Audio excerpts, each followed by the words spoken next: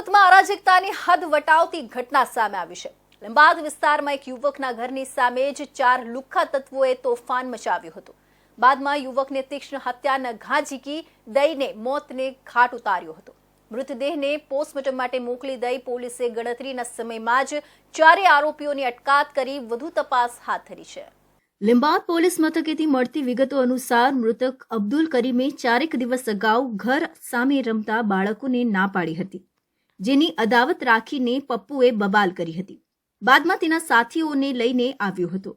ઘર સામે 4 રસ્તા પર તીક્ષ્ણ હથિયારથી હુમલો કરી દેતા અબ્દુલનું મોત થયું હતું। સમગ્ર મુદ્દે ગુનો નોંધી ચારેયને ગણતરીના સમયમાં ઝડપી લેવામાં આવ્યા હતા। પોલીસે અનવર ઉર્ફે પપ્પુ પિંજારી, શોએબ ઉર્ફે ડમા સિદ્દીકી, સમીર ઉર્ફે લાલુ અને રોશન યુસુફ પિંજારીની ધરપકડ કરી હતી।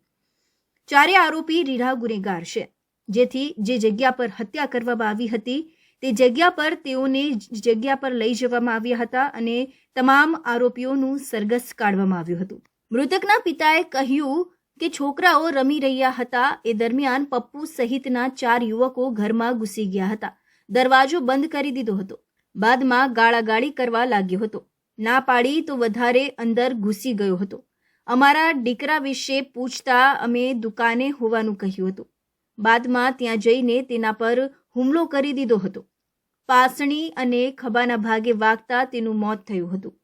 અમને ખબર જ નહોતી, નહીતર અમે તેને ભગાવી દીધો હોત। પપ્પુને એકને જ અમે ઓળખીએ છીએ।